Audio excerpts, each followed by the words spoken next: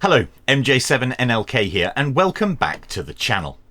In today's video, we are looking at the Radioddity CB-500, which is an AM/FM CB radio. This is a mid-range radio, but does have some features that are often seen in more expensive units, namely noise reduction, CTCSS and DCS tones and codes, separate mic gain and RF gain adjustments, Vox, talkback, and more. In this video, we'll be covering everything you need to know about this radio. Unboxing, power tests, how to access the factory services menu, how to expand the radio, comparing it to other brands. It's all in here, so do stick around. This radio was provided to me free of charge by Radioddity in order to undertake this review. They have no control, and they have no input into the content of this video, and all opinions are my own. Now, we have to address the elephant in the room. I have seen this radio before, and in fact I already have one, but it's made by another brand, namely CRT. And the CRT Alpha looks identical. But wait, there is also the Anytone AT500M, and the GS60 sold by Jopix. They all appear to share the same case, design and features. Now, I happen to have a CRT Alpha in the collection, and I will be opening it up next to the CB500 and comparing them to see if there are any differences on the inside. Let's take a quick look at the main features of the CB500, which are 7-colour display, supports 12 and 24 volts, key beep and most importantly Roger beep, mic gain control at 9 levels, independent RF gain control, scan skip, Vox echo and talkback, A&L noise blanker and high cut filters, glad to see they've got an anal filter in there, automatic squelch function, PA system mode, although it doesn't have a separate jack for this, noise reduction, which is independent on RX and TX, supports CTCSS tones and DCS codes, has weather alerts for our North American friends, AM and FM including all European norms, and supports FM UK, but sadly no single sideband, 4-watt power output, and quoted as drawing a maximum of 3 amps, built-in speaker outputting 2 watts and weighs 620 grams. We have 3 radios that all look the same, so how do they compare on price? The CRT Alpha cost me £61.25 delivered to my door. The Anytone can be had for around £65. The Jopix is more expensive at around £80. And the Radioddity CB500 currently sells for £88.23. Now, it's not always about the cheapest price. Maybe there are differences in the accessories you get in the box, maybe there are software differences or higher quality internal components. So comparing the cheapest offering, the CRT, with the most expensive should yield the answers we seek. And giving credit where credit is due, Radioddity delivered this radio to me in lightning fast time. I was shocked at how quickly they managed to get this unit to me. Not even Amazon manages to get to me this quickly, so great job Radioddity, very impressive delivery service. Before we continue, I have to pay the bills, so let's get a quick message from this video's sponsor, PCBWay. PCBWay are makers of prototype PCBs of all kinds. They also offer services like PCB assembly, CNC machining, 3D printing, sheet metal fabrication and injection moulding. Manufacturing times are exceptionally quick and delivery is super fast. I have used their services on many occasions and PCBWay get an NLK-Media thumbs up for quality and service. Check out their website pcbway.com for more information or follow the link in the video description. Thank you PCBWay for kindly supporting this channel. Now let's take a look at the box. Well, There is really not much I can say about the box. Very little effort has gone into the commercial appearance of the packaging. It's just a brown box with a couple of stickers on the flap. The Thunderpole TX, which is going to be in a video very soon on the channel. Now, the Thunderpole TX comes in a very appealing box and even has, on the back, an optional extra saucy lady, which is very nice to see. Radioddity. More effort is required here. This box provides no on-shelf appeal for potential customers. Now, let's open it up and see what's inside. So what do you get inside the box? Well, let's have a look. You get a very small and thin user manual. You get the radio. Let's just put that to one side for the moment and check out the accessories pouch. In here, you get a bracket for mounting the radio. You get an accessories package with a mic clip and your nuts and bolts. And you also get a spare fuse, which is nice to see. And you get the microphone. Let's just get this out. And it's a Radioddity branded microphone. It's a bit plasticky, but has a nice PTT click feel. We have up and down buttons and what looks like a programmable center button. So not bad on the microphone. We don't have anything else in the box. So let's have a look at the radio itself. Now, the fascia of the radio is actually quite nice. I quite like this colour that they've put on here. It does make it stand out. We don't have much to show on the sides. Speaker on the bottom. At the back, we have a lovely big heatsink here. So maybe there's some potential here for some increased power. We have an SO239 connector on the back and a external speaker socket. The power cable is not detachable. It is a fixed cable and has a cigarette or accessories socket pre-attached to the radio, which is nice to see, but I would like to see a detachable power cable. Okay, well, that's the Radioddity CB-500. Now let's take a look at what you get in the box with a CRT Alpha and see if there are any differences. So let's see what's inside the CRT Alpha. Very similar box size, and in here we get two manuals, so got an extra manual. We have the radio. Looks like identical packaging. Let's quickly run through the accessories. We get the same bracket for mounting the radio. We get a slightly different accessories pouch, although it seems to include the same items, but no, oh yes, you do get a spare fuse, but it's slightly less crinkly. And the microphone, let's check this one out. Well, let's just compare these two microphones. They are different. They are different microphones.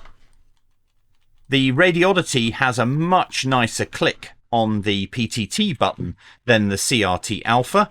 That has very little click, and you have an up-down button on the CRT, but you do not have the programmable button in the center. So there is a difference there. Let's just check over the radio itself. So we have the same pre-applied power cable. On the front, we have a different coloured backing, but essentially it is the same radio. I really don't see much difference there, although I prefer the look of the Radioddity. Speaker, and at the rear we have the SO239 and the same power connector and the same heatsink. These two radios certainly do look identical. So just for the fun of it, let's see how much these two radios weigh. Now, the manual for the Radioddity, which is on my left, says it weighs 620 grams. So let's pop that on the scales and see what it says. 617.22. or 21, 61721. And the CRT Alpha, 634.45. So there is a weight difference between the two radios. So be interesting to see when we open it up whether we can find out what that weight difference is. So let's have a look at a standard power test. Let's see what this radio is outputting as standard. Let me talk you through the setup.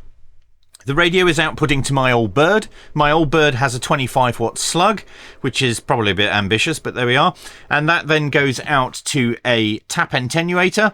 The tap attenuator is going out to a dummy load, and the tap from the attenuator is going into my spectrum analyzer. Now, I'll only do this on the standard power tests because this device is really quite noisy and you're probably picking up the background hum. So let's crack on with an FM UK mid-band channel 20 standard power test.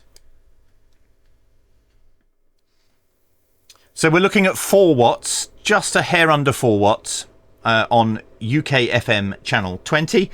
Spectrum analyzer is looking good. I don't have any spurious outputs there. That is looking nice and clean. So next we'll switch to AM. Turn the bird to peak, and let's have a look at a carrier.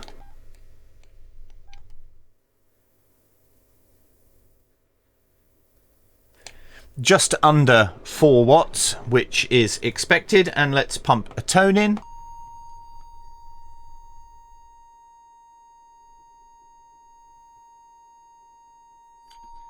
You're looking at about 12 to 12.5 watts with a tone on AM. Let's switch to standard FM and have a look at that. 4 watts, bang on. And again, nice and clean. So that's the standard power test done. We're pretty much 4 watts across the board. And let's have a look at general operation of this radio next. In order to set your norms, you push and hold the AM/FM button and you turn the radio on, and then it will flash U if you're set in the UK mode. You can use the up-down buttons on the microphone, and we have Polish, I2, Germany, India, EU, CE, and then back to UK. Once you've picked your relevant item, you just turn the radio off, turn it back on, and it will remember that setting. So we're in FM UK mid-band channel 20 at the moment. So to switch the bands, you push AM FM, and that will cycle to AM, FM, and FM UK mode. You have the automatic squelch control underneath. If you push it once, it will bring up the setting and you can adjust how sensitive the automatic squelch control is. And you can turn it off by keeping the button pressed. The up-down arrows here change your channel. Nice and simple. To get into the menu system, you hold the EMG button. That will take you in. And if we have a look, we have the different color options. You push EMG again, and then you can cycle through the relevant options that you have for that sub setting. So we'll leave it on orange. You can then move on to, there's lots of settings in here. You can check the manual for this. I've upped the brightness a little bit on here. Let's turn key beep off, and let's turn Roger beep on. Got to turn Roger. Everybody loves a Roger beep, don't they? Mic gain, let's just cycle through these. Talk back, noise blanker, let's turn that on. High cut, let's turn that on. Noise reduction, and then on this radio we have the additional option of this PF key, which is the center button on the microphone, and that is currently set to noise reduction. So if we come out of the menu and we come back to the normal screen, if I push that middle button, noise reduction off, noise reduction on. So that's very helpful. You don't get that on the CRT because it doesn't have the center button. So that's the sort of general control. Very, very easy to use radio. Let's now have a look at the hidden secret factory services menu. There is usually a small margin of power adjustment available in the factory services menu when the radio is in stock mode. We will look at expanding the radio shortly, and that usually adds additional power options to the menus. I highly recommend writing down your calibrated settings before making any changes. This will enable you to return the radio to its calibrated state should you experience any difficulties. Altering your radio's configuration is at your own risk, but more on this later in the radio expansion section. In order to access the menu, you need to perform some ninja moves. And we're going to do that now. You need to hold the up and down arrow buttons at the same time. You need to hold the PTT button on the microphone and turn the radio on. And you'll see that the screen goes a white colour, and you're now in the factory services menu. Use the up and down buttons on the microphone to navigate through the relevant sections and settings. Let's just quickly have a look at the software version. This is version 3.00, and then the starting menu option is C1. So let's go through some of these options. Now we have C1, C2 and C3. Some of these options may not be active when the radio is not in its export mode. But one thing I have noticed on C1, 2 and 3 is that if you push the EMG button, it will change this setting down here from low to 2D to high. And in low, if I key up, it's 4 watts. If I go to 2D and key up, it's about 6-7 watts. And if I go to high, we're putting out about 15 watts. But this doesn't seem to do much in the current state. C2 does exactly the same, so does C3. FR has a value of 33. If you key up the microphone and use the up-down buttons, you can change these values, but we'll leave this as 33. We need to find a list of what all these options do, but I don't have one at the moment. PH is usually power high, and the value here, my stock setting, is D5, but I don't think this option will have any effect when the radio is not exported.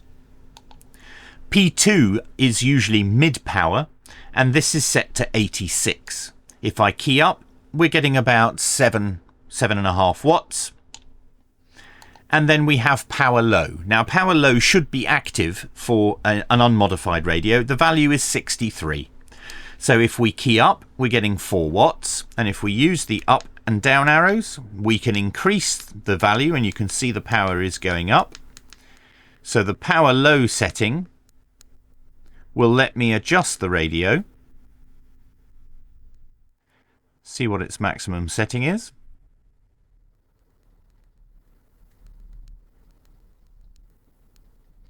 It keeps going.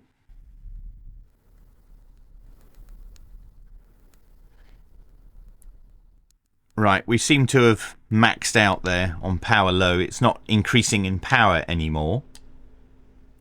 But we're able to take the power low setting all the way up to 17, 18 watts, which is crazy, really. So let's just drop this back down to 4 watts. And you can see the power start to come down. So about there. Radio getting a little warm now. That's your power low. F2 is probably, well, we're going to have deviation and modulation settings in here. But my F2 setting is 36. We have T5, CT, and we'll cycle through all of these. A2, AL, BP, 50, 53, 55, 57, 59, 5A, SC, 51, A0, and we have FF, SH, AH, weather channel adjustments here, F3, 90, 91, and then we go back to the software version. So you could do quite a lot of damage in here to the radio in its calibration, but it certainly seems as if the power settings are PH, P2 and PL. Now let's move on and modify the radio and see if we can we can use those 3 power settings to our advantage. Radioddity have specifically mentioned in an email to me that if you expand the radio, they will no longer honour the warranty. So what does expanding the radio do? Well, on this radio it opens up the frequency ranges outside of the standard 11 meter CB band, and in many cases allows for greater power output, but we'll test that once expanded. In expansion mode, the frequency ranges quoted on this radio are CB 11 meter band 26565 to 2799125 MHz, Ham 10 meter band 28.0 to 29.695 MHz, and HF 24.715 to 30.105 MHz. In order to transmit on the 10 or 12 meter bands, you must have a ham radio license. Obtaining a license is fun and you learn lots of interesting things. Ofcom have just changed the license conditions and increased the allowable power outputs at the different license levels. The foundation license level was increased from 10 watts to 25 watts. Let's get the disclaimer out of the way. Modifying a radio is at your own risk. You will have legal obligations in your region with regards to radio transmissions, licensing and power outputs. You should always ensure that you are not causing a nuisance and, more importantly, not causing any radio interference or distress to others. Please do not break the law in your region. The information provided in this section of the video is intended for countries with different allowable power outputs. Laws do change, so ensure you've researched the current laws in your region. I'll save you the pain of unscrewing the cover, but you need to unscrew and remove the speaker, which you can do so, and then remove the top cover. Now let's have a look at this radio and compare it to the CRT. Now let's get in a bit closer and see.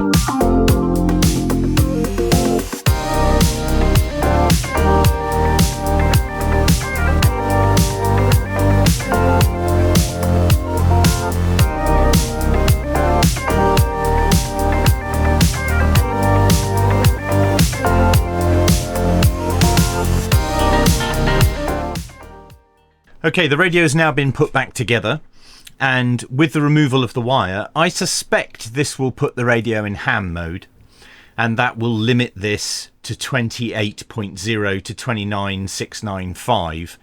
And I think we may need to put the wire back to enable the full HF range from 24.715 through to 30.105. But let's just confirm that by turning the radio on. Okay, now AM FM is the only options I now have. I don't have FM UK because obviously that's out of band for this range, as it only starts at 28 megahertz. If we go into the menu, we can now see we've got band, and if we push again we can go A, B, C, D, E, F, G, H, and then I should be the highest band, and then it will return back to A. So this is definitely just in ham mode. We do get some additional menu options here. We get somewhere back here, we get RF power, which now has high, low and medium. And we also get an FM deviation option as well in the menu. So what I'm going to do is I'm actually going to put, well, let's just do a quick power test. So we're in high power on FM mid-band, and we're putting out over 15 watts. Probably 16, 17 watts there with this radio.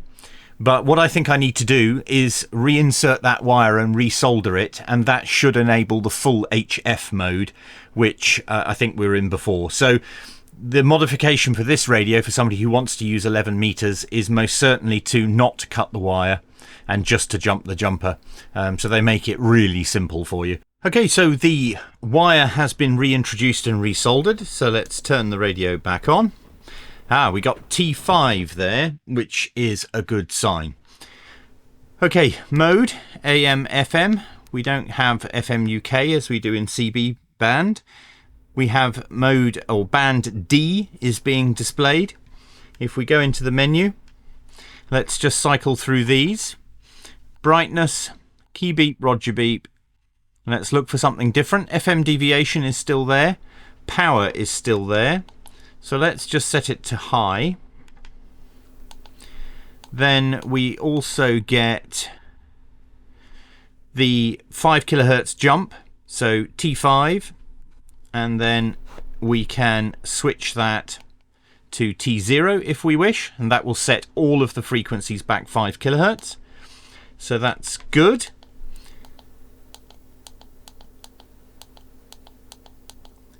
And then we've got band. So we're on band D. Let's just cycle through these. F, G, H, I. That was the maximum we had before. Now we've got J, K, L, N, and UK. Brilliant. So we do have UK for band. And then we can actually change the band name by the look of it as well. We can rename the bands. And then we're back out. So that has expanded the radio to give us the full HF frequencies. And let's just do a power test. We've set this to high power. So let's see what we get. We're getting about 17 watts, 16.5, 17 watts. But what we can do is jump into the factory services menu.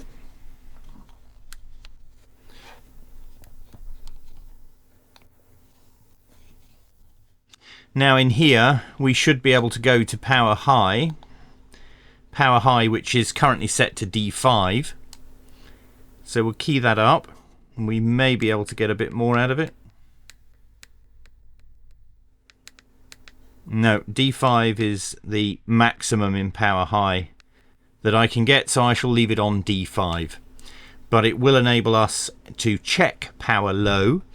So let's just go back into the radio normally.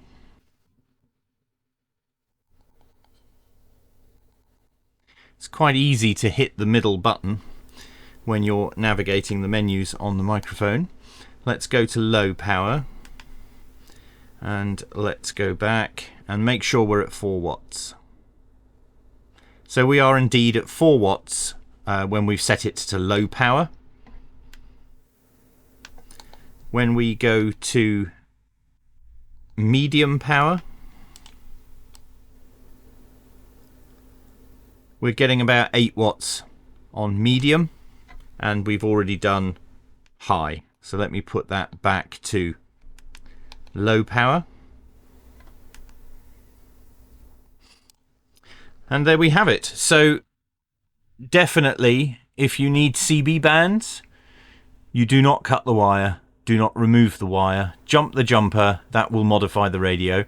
It's very interesting to note that the case for the Radioddity does not have any security stickers on it at all, where the CRT and other radios like President, they will have a security sticker so that it will break the sticker if you remove the case. But there's nothing of that sort on the Radioddity. But you can go into the factory services menu and you could pump the low power option right up to 15 watts and not even have to open it if you were only interested in CB channels and theoretical high power outputs on the unit.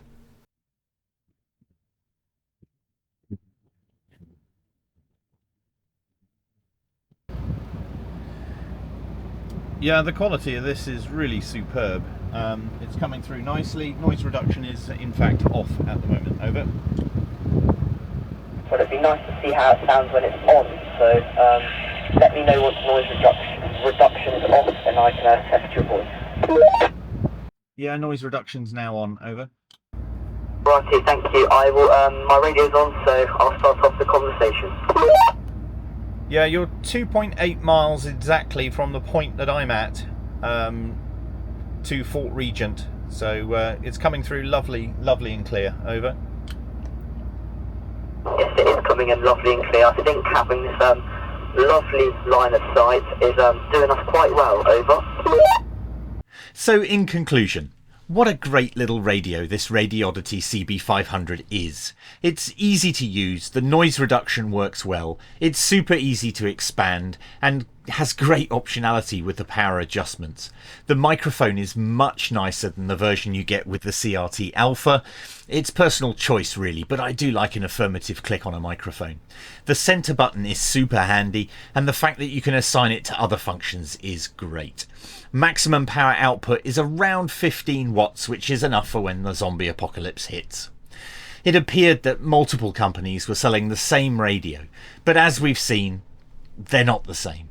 So the question I have to answer is the CB500 worth almost £90 of your money? And the answer is most definitely yes. It's charming, simple, yet powerful and worth every penny. Thank you to Radioddity for sending me this unit for review.